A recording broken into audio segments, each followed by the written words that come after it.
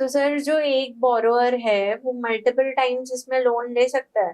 हाँ बिल्कुल, अगर हो सकता है इनिशियली जब लोन लिया, जब हम्म। रिक्वायरमेंट हो सकता है 1 करोड़ हम्म। की है, उसके बाद फर्दर एक्सपेंशन हम्म। कर रहा है या वर्किंग कैपिटल के लिए हम्म। फर्दर रिक्वायरमेंट है, तो वो कितनी बार भी लोन ले सकता है हम्म। इस स्कीम में।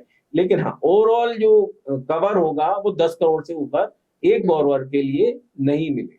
अच्छा। ये बोरोवर टू बोरोवर रहता है। अगर मतलब किसी, सेकंड टाइम हाँ, नहीं ले सकता अगर अब? किसी की मान ली हम्म। 4 कंपनीज हैं, हम्म। तो वो 4 कंपनियों के लिए अलग अलग 10-10 करोड़ की स्कीम है, ना कि ये है कि एक स्कीम है। अच्छा। अगर प्रोपराइटर है तो उसके लिए 10 करोड़ की लिमिट है। हम्म। अगर उसकी 4 कंपनियां चल रही हैं, हम्म। डिफरेंट बिजनेसेस अलग अलग कंपनियों में चल रहे हैं, तो हम्म। हर कंपनी वो 10-10 करोड़ की लिमिट अच्छा। अवेल कर सकता है। इस हाँ। तरह से वो 40 करोड़ का एक्सपोजर भी अवेल कर हाँ, सकता है। तो ये तो काफी हाँ, लेकिन अच्छी बात बिजनेस है। डिफरेंस होना हम्म। चाहिए, उसकी एंटिटी डिफरेंट होनी। हाय दोस्तों, मैं हूं आपकी होस्ट कृष्णा एंड वेलकम है आपका फिनेंस की बात फिनेंस सेवा के साथ की फर्स्ट एपिसोड में। तो आज हम बात करने वाले हैं सीजीटी एमएससी लोन स्कीम के बारे में। जो भी आपके डाउट्स हैं, जो भी आपके क्वेश्चंस हैं, जो भी प्रॉब्लम्स आ रही हैं आपको इस स्कीम को अवेल करने में, आज हम वो सब क्लियर करेंगे। और आज हमारे साथ एक स्पेशल गेस्ट जुड़ने वाले हैं हमारे इस पॉडकास्ट में। He is finance specialist CA Vikas Jain, और आज ये आपके सारे डाउट्स क्लियर करने वाले हैं सीजीटी एमएससी लोन से रिलेटेड। तो विकास जी, आपका स्वागत है शो में। कैसे हैं आप? Okay, thank you Darshana, show में बुलाने के लिए। थैंक यू लिसनर्स, हमें सुनने के लिए। आज हम डिटेल में बात करेंगे सीजीटीएमएससी स्कीम क्या है, कैसे कार्य करती है, और इसका एमएसएमई ओनर किस तरह से बेनिफिट्स ले सकते हैं। सो सर, सबसे पहले स्टार्टिंग में आप हमारी ऑडियंस को ये बताइए कि आखिर ये सीजीटी एमएससी स्कीम है क्या, इसके अंदर क्या क्या है, और जिसको भी ये स्कीम से फायदा लेना है तो वो मतलब कैसे अप्लाई करे, क्या करे? CGTMSC scheme government of India द्वारा सिडबी की हेल्प से सन 2000 में स्टार्ट की गई। इससे पहले प्रॉब्लम ये थी कि जनरली जो भी एमएसएमई ओनर्स अपनी न्यू सेटअप के लिए बैंक में जाते थे, तो bank managers generally collateral security की डिमांड करते थे, जो कि किसी प्रॉपर्टी के रूप में होती थी। लेकिन जनरली ये पॉसिबल नहीं होता है कि प्रॉपर्टी जनरली अवेलेबल हो एमएसएमई के लिए। कई जगह प्रॉब्लम्स ऐसी हैं कि उनके पास प्रॉपर्टीज हैं, लेकिन वो जनरल पावर अटॉर्नी पे है। कई बार प्रॉपर्टीज का टाइटल क्लियर नहीं है, उनकी नेटवर्थ तो है प्रमोटर्स की, ओनर्स की, लेकिन उनके पास वैलिड सिक्योरिटी नहीं है जो बैंक को एक्सेप्टेड हो।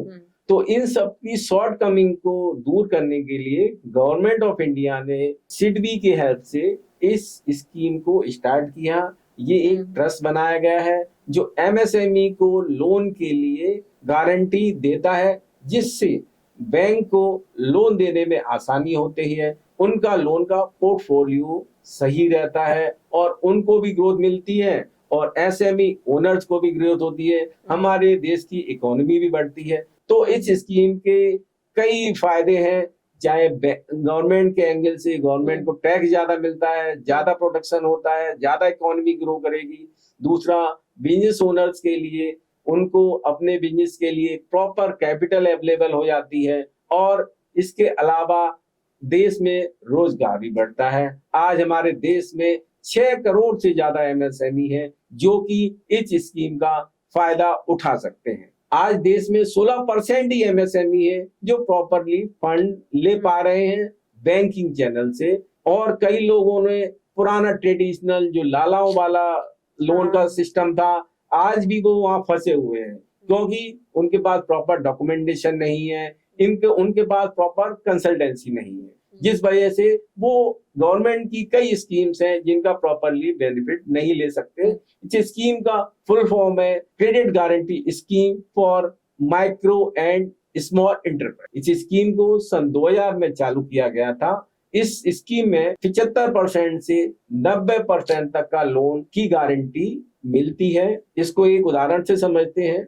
मान लीजिए कोई बैंक किसी एमएसएमई ओनर को 5 करोड़ रुपए का लोन देता है, तो 75% यानी 3.75 करोड़ तक की गारंटी बैंक गवर्नमेंट देती है, जिससे बैंक का जो रिस्क सिर्फ 1.25 करोड़ तक ही रह जाता है। इसके लिए एमएसएमई को प्रीमियम पे करना पड़ता है। तो ये तो सर बैंक के लिए भी अच्छी बात है और जो बिजनेस ओनर है उसके लिए भी अच्छी बात है, क्योंकि गवर्नमेंट जब इतना अश्योर कर रही है बैंक को भी सिक्योरिटी के लिए, तो बैंक भी ज्यादातर अपनी तरफ से चाहेंगे कि वो भी चलो लोन दे। बिकॉज ज्यादातर केसेस में क्या होता है कि बैंक इस चीज के डर से नहीं देता लोन की भाई रीपे नहीं हो पाएगा या कुछ। हाँ, ये स्कीम सभी के लिए बेनिफिट है, चाहे बोरोवर की साइड से हो या गवर्नमेंट की साइड से हो या बैंक की साइड से। बैंक को क्या फायदा है कि उसके टोटल लोन का 75% तक गवर्नमेंट गारंटी देती है, जिससे उसको रिस्क कम हो जाती है और वो फर्दर लोन देने के लिए सोच सकते हैं, उनको रिस्क कम लगती है। नए प्रोजेक्ट्स होते हैं उनमें रिस्क ज्यादा होती है, तो इस रिस्क को इस स्कीम के द्वारा बैंक अपने रिस्क को कवर कर लेते। तो सर इस लोन में कोई स्पेसिफिक अमाउंट है स्कीम के अंदर कि कितना लोन ले सकते हैं जो माइक्रो और स्मॉल बिजनेसेस हैं, तो आप कुछ बताइए उस बारे में। हाँ, इनिशियली ये स्कीम 2 करोड़ से स्टार्ट हुई थी, फिर इसको 5 करोड़ किया गया और लास्ट बजट में गवर्नमेंट ने इसको 10 करोड़ के लिए कर दिया है। ये एमएसएमई के लिए बहुत बड़ी जीत है, बहुत बड़ा कदम है। सही बात है, क्योंकि जो माइक्रो और स्मॉल बिजनेसेस होते हैं ज्यादातर लोग उनके जो एस्पिरेशंस होते हैं वो बहुत बड़े होते हैं, उनका माइंड जो क्रिएटिव माइंड है बहुत बड़ा होता है, पर क्या होता है पैसों की रेस्ट्रिक्शन की वजह से वो नहीं कर पाते कभी कभार फुलफिल। तो ये जो बहुत बड़ा गैप था ये फुलफिल हो गया है अब उनके लिए। बिल्कुल बिल्कुल, क्योंकि धीरे धीरे जैसे ही इकोनॉमी ग्रो कर रही है और प्रोडक्शन की कैपेसिटी बढ़ रही है, इसके लिए एमएसएमई ओनर्स को लेटेस्ट मशीनें लगानी पड़ती हैं, जो कई बार जर्मनी चाइना से इंपोर्ट होती हैं, उनकी कॉस्ट काफी ज्यादा होती है, मतलब 10 करोड़ 20 करोड़ इवन 100 करोड़ तक होती है। तो अब किसी बिजनेस ओनर के लिए ये बड़ा मुश्किल है कि वो 10 करोड़ की मशीन लगा रहा है, तो पहले भाई वो 10 करोड़ की प्रॉपर्टी बैंक को दे, तब वो 10 करोड़ रुपए की मशीन खरीदे।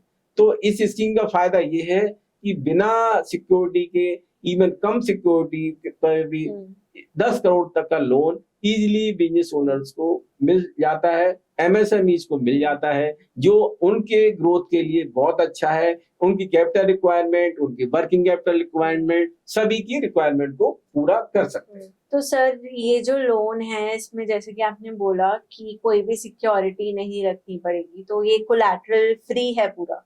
हाँ बिल्कुल, कोलैटरल फ्री स्कीम है। हाँ, गवर्नमेंट ने पिछले 2-3 सालों में एक और कंसेप्ट डेवलप किया है जिसको हाइब्रिड सीईटीएमएस स्कीम कहते हैं। इसको मैं आप एक एग्जांपल से समझाता हूँ। मान लीजिए आपके पास 5 करोड़ की प्रॉपर्टी है बैंक को मॉर्गेज करने के लिए, और आपकी वर्किंग कैपिटल और कैपिटल गुड्स की रिक्वायरमेंट 15 करोड़। तो बैंक क्या करेगा, 5 करोड़ तो आपकी प्रॉपर्टी के बेसिस पर लोन सैंक्शन कर देगा और 10 करोड़ के लिए वो सीईटीएमएससी कवर ले लेगा। इस तरह से टोटल 15 करोड़ रुपए इस स्कीम की सहायता से एमएसएमई ओनर को मिल सकता है, जो कि उनकी ग्रोथ के लिए जरूरी है। तो सर मतलब इस स्कीम के लिए मतलब कौन कौन एलिजिबल है? क्योंकि ज्यादातर जो हम देखते हैं ये होता है कि जो बहुत अच्छे बैकग्राउंड से उनको आराम से लोन मिल जाता है, कोई प्रॉब्लम नहीं आती। तो ऐसा तो नहीं है कि इसमें फेवरिज्म चलेगा किसी को लेके या कुछ? बिकॉज नॉर्मल लोगों के लिए लोन लेना बहुत मुश्किल हो जाता है और इंटरेस्ट वगैरह कोलैटरल देखते हुए बहुत डिफिकल्ट रहता है और वो अवॉइड ही करते हैं लोन लेना। एक तरीके से लोन लेना वो समझते हैं कि बहुत गलत चीज है। तो आप उस बारे में कुछ बताइए कि कौन कौन एलिजिबल है।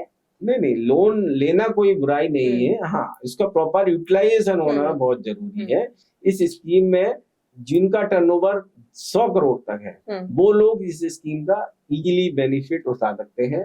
माइक्रो यूनिट है या स्मॉल यूनिट है, दोनों कैटेगरी के लोग इस स्कीम में लोन का बेनिफिट उठा सकते हैं। वो मैन्युफैक्चरर भी हो सकते हैं, वो सर्विस सेक्टर भी हो सकते हैं, वो ट्रेडर्स भी हो सकते हैं। अब ट्रेडर्स को भी गवर्नमेंट ने इस स्कीम में कवर कर दिया है, तो ये बहुत एक अच्छी बात है। हाँ, कुछ एग्रीकल्चर एक्टिविटी है या सेल्फ हेल्प ग्रुप है, वो इस स्कीम में एलिजिबल नहीं है। एजुकेशनल इंस्टीट्यूट भी इस स्कीम में लोन नहीं ले सकते हैं। ओके, एजुकेशनल इंस्टीट्यूट और उसके अलावा जैसे जिम अगर कोई चला रहा है या ऐसा हाँ, कुछ? वो ले सकते हैं। कोई जिम एक सर्विस सेक्टर हम्म, की यूनिट आप कह सकते हैं, जिसमें कैपेक्स करना है, मशीन इक्विपमेंट लेना है, तो इजीली उसको लोन मिल सकता है। 5 लाख से लेकर 10 करोड़ तक का लोन कोई भी एमएसएमई अवेल कर सकता है, micro and small category only. पर एग्रीकल्चर वाले नहीं कर हाँ, सकते। एग्रीकल्चर इसमें नहीं कवर होता, उनके मतलब लिए गवर्नमेंट की अलग अलग स्कीम्स है। ये स्कीम एग्रीकल्चर सेक्टर के लिए नहीं।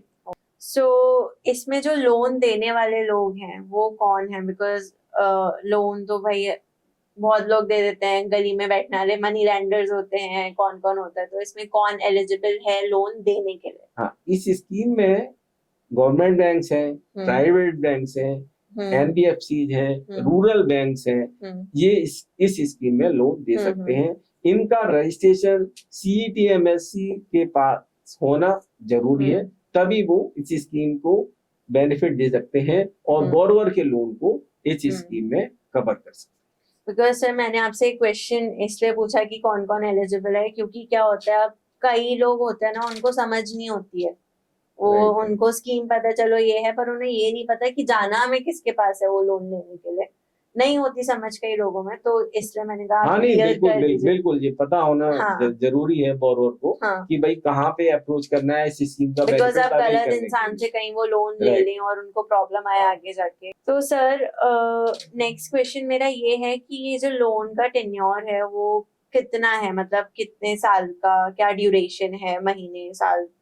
इस स्कीम में लोन अवेल करने के लिए दो तरह से लोन अवेल किया जा सकता है। एक होता है वर्किंग कैपिटल लिमिट, इसको सीसी लिमिट भी बोलते हैं, और दूसरा होता है कैपेक्स। मतलब किसी ने फैक्ट्री सेटअप करनी है, किसी ने मशीन्स वगैरह खरीदनी है, तो जनरली जो टर्म लोन होता है वो कैपेक्स के लिए होता है। इसका टेन्योर 5 से 10 साल तक हो सकता है।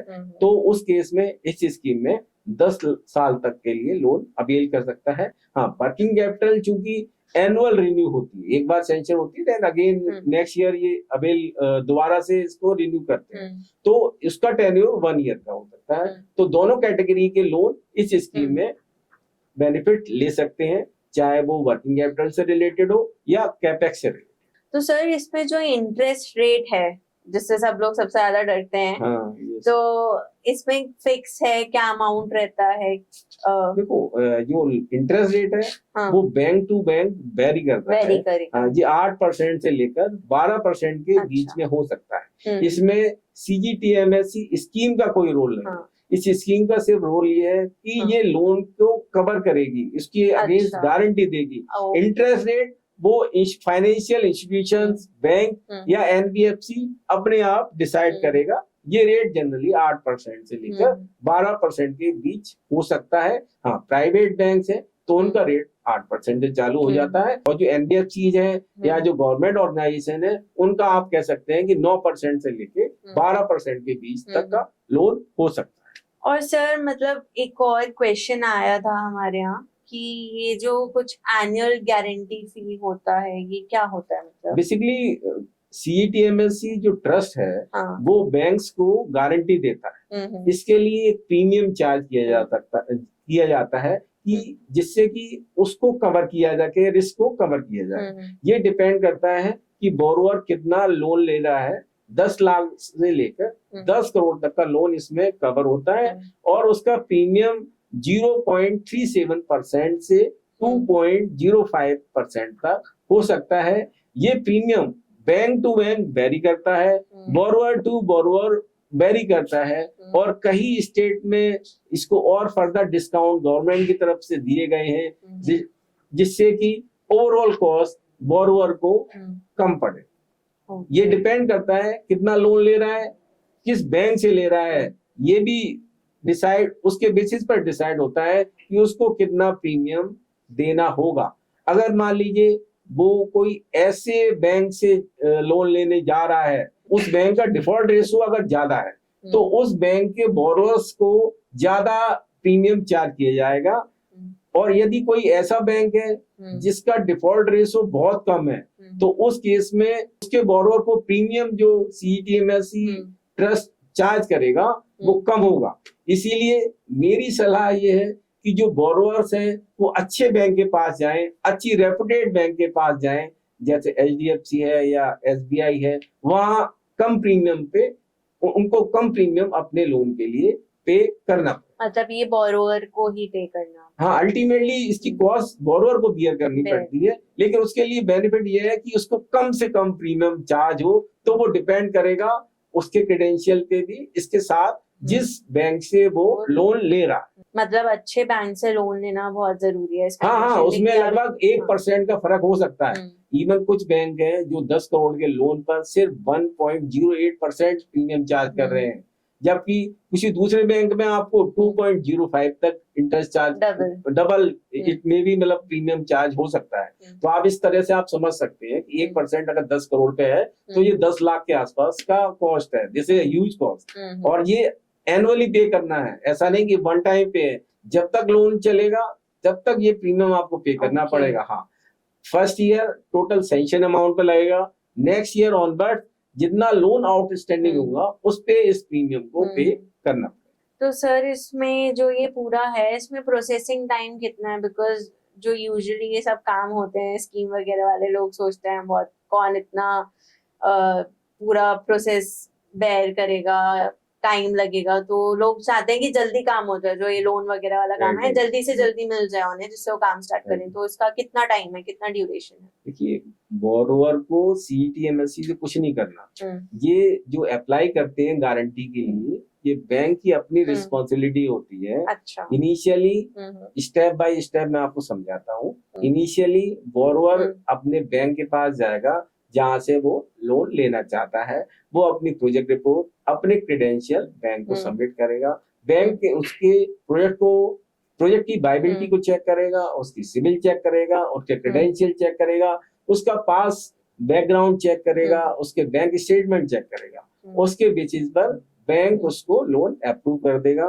उस लोन अप्रूवल के बाद बैंक सीजीटीएमएससी ट्रस्ट के पास खुद जाएगा और उसका गारंटी कवर अवेल करेगा। उसके लिए जो प्रीमियम है वो बोरोवर पे करेगा, और एक बार गारंटी की कंसेंट ट्रस्ट से आ गई उसके बाद वो लोन बोरोवर को रिलीज किया जाएगा। और सर जैसे अगर लोन डिफॉल्ट हो गया फिर उस केस में क्या होगा?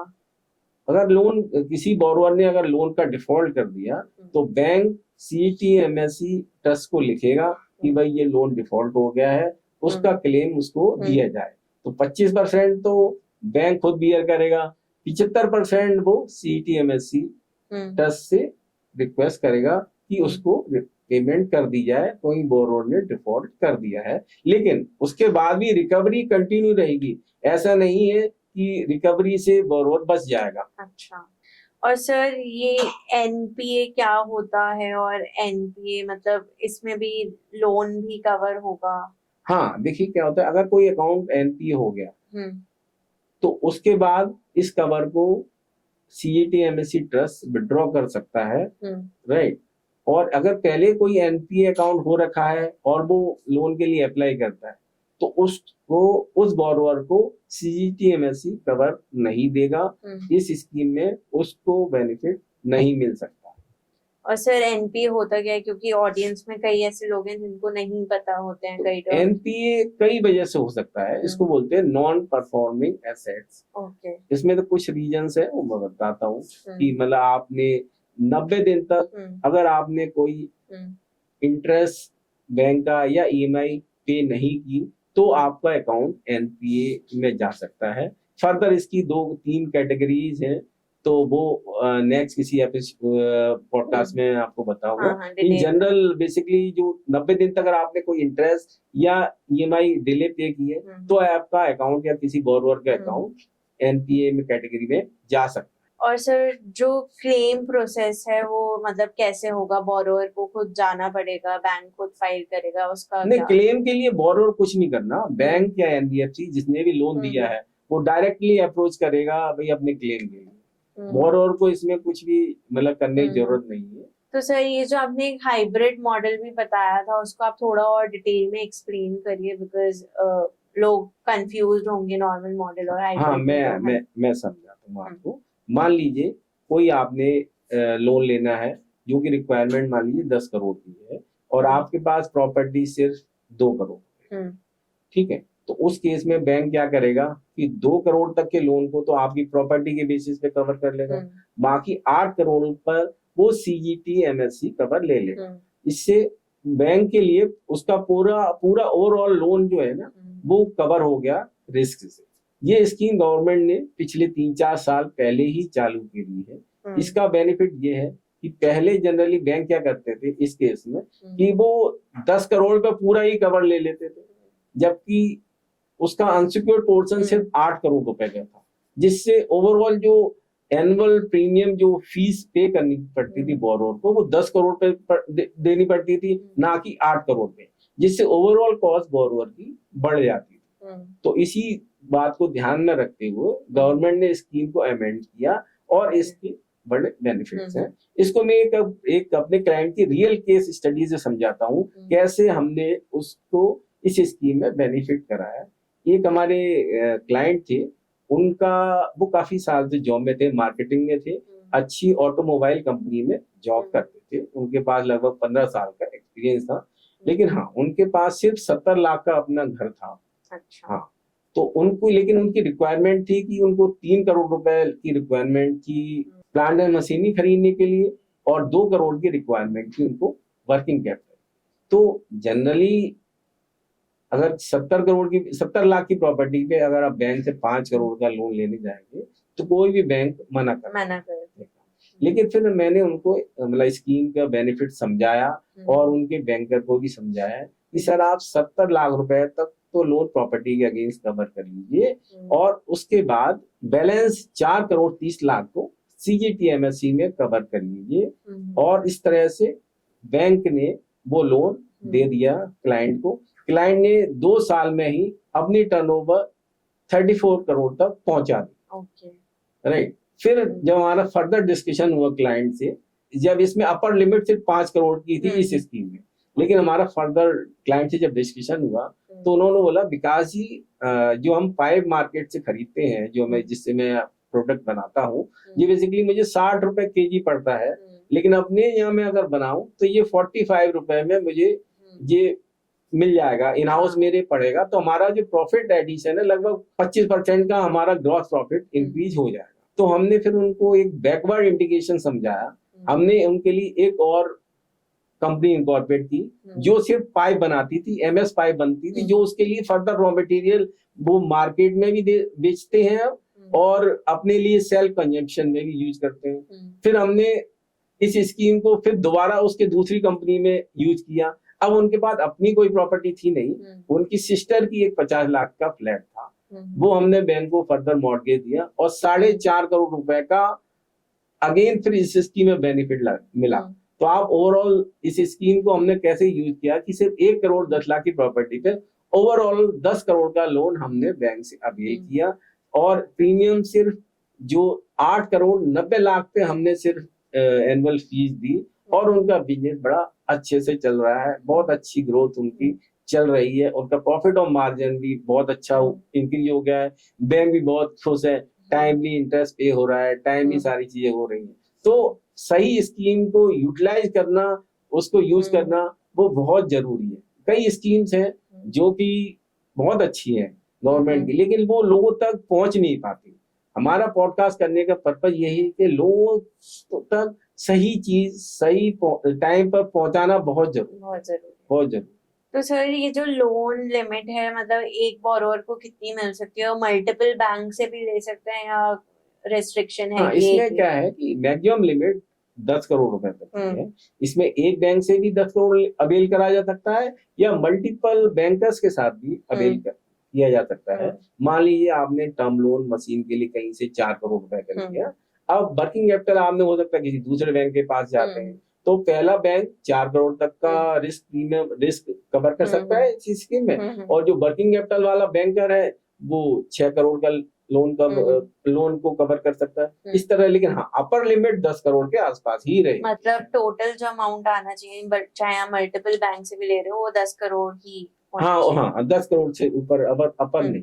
ओके, तो सर इसमें गारंटी कवरेज परसेंट कितना है, मतलब जो हमारी विमेन है, SC ST है, उनके लिए भी कोई स्पेशल प्रोविजन है हाँ इसमें? बिल्कुल है। जनरल के लिए इस स्कीम में 75% तक रिस्क कवर होता है। जैसे मान लीजिए आपने 1 करोड़ का लोन लिया तो बैंक को 75 लाख रुपए तक का रिस्क कवर मिल जाता है। 25% का एक्सपोजर बैंक का रहता है। समटाइम बैंक उसके लिए FD मांग लेता है, समटाइम कोई छोटी मोटी प्रॉपर्टी मांग लेता है। लेकिन हाँ, SC ST या वुमेन्स के केस में इस कवर को 90% तक बढ़ा दिया गया है। यानी अगर 1 करोड़ का लोन कोई बिजनेस वुमेन लेती है तो 90% तक कवर जो है बैंक को मिल जाता है, जिससे बैंक का रिस्क कम हो जाता है। Same condition SC ST entrepreneurs के। तो सर इसमें मतलब जो डॉक्यूमेंटेशन है वो क्या क्या चाहिए होगा, क्योंकि कई बार प्रॉब्लम आ जाती है, कई लोगों के पास कई डॉक्यूमेंट्स नहीं है, तो वो भी हम स्पेसिफाई कर देते हैं अपनी ऑडियंस को कि क्या एग्जैक्ट डॉक्यूमेंट्स चाहिए होंगे उन्हें। इसमें बेसिकली बोरोवर के KYCs होते हैं, जैसे पैन कार्ड हो गया, आधार कार्ड है, अगर कंपनी है तो कंपनी का मेमोरेंडम है, सर्टिफिकेट ऑफ इनकॉर्पोरेशन है। इसके अलावा अगर कंपनी पुरानी है तो उसके फाइनेंशियल होते हैं, उसकी प्रोजेक्ट रिपोर्ट्स होती है। अगर पुरानी कंपनी चल रही है तो उसका बैंक स्टेटमेंट ही आस्क होगा। अगर कोई प्रॉपर्टी भी बैंक ने मॉर्गेज करनी है, हाइब्रिड स्कीम है या किसी में, तो उसके प्रॉपर्टी के डॉक्यूमेंट भी सबमिट करने हैं। CGTMSE कवर को अवेल करने के लिए बैंक डायरेक्टली अप्रोच करेगा, बोरोवर को अपने एंड पे कुछ भी करने की जरूरत नहीं। तो सर जो नॉर्मल लोन होता है जो लोग लेते हैं और ये जो CGTMSE है लोन, इसमें क्या डिफरेंस आता है? देखिए, नॉर्मल अगर लोन लेते हैं तो उसमें बैंकर्स बिना प्रॉपर्टी के आपको लोन नहीं देते। चाहे आप प्रॉपर्टी मॉर्गेज रखिए या उनके पास कोई गोल्ड है वो मॉर्गेज कीजिए, या कोई LIC वगैरह कोई है तो वो आप मॉर्गेज करना पड़ेगा। क्योंकि लेकिन हाँ, अगर इस स्कीम में लोन अवेल करते हैं तो 10 करोड़ तक बैंक आपको कोई एडिशनल प्रॉपर्टी की रिक्वायरमेंट नहीं मांगता है, और इसमें थर्ड पार्टी किसी की गारंटी की जरूरत नहीं होती। सिर्फ जो कंपनी के डायरेक्टर्स हैं या जो प्रमोटर हैं वही उसी की पर्सनल गारंटी इस स्कीम में ली जा सकती है। मतलब मेन डिफरेंस ये है कि नॉर्मल लोन में आपको कोलैटरल देना पड़ता हाँ, है और mandatory इसमें है। कोलैटरल नहीं, तो ये एक टेंशन ये एडिशनल मतलब बेनिफिट है इसकी। तो सर ये जो स्कीम है इसकी कोई वैलिडिटी भी है कि एक स्पेसिफिक टाइम तक ये अभी वैलिड है या ये चलती रहेगी? नहीं, ये सन 2000 से चल रही है और ये अभी कंटिन्यू है। कोई भी बोरोवर इस स्कीम का बेनिफिट ले सकता है। और आगे हो सकता है कि जो अमाउंट वो दे रहे हैं गवर्नमेंट वो और बढ़ भी जाए? हाँ बिल्कुल बढ़ सकती है, नो इशू। गवर्नमेंट ने एक और स्कीम है जिसमें 100 करोड़ तक कवर किया है, वो डिफरेंट स्कीम है जो लास्ट बजट में गवर्नमेंट ने अनाउंस की है और नाउ स्कीम इम्प्लीमेंट भी हो गई। तो सर जो एक बोरोवर है वो मल्टीपल टाइम्स इसमें लोन ले सकता है?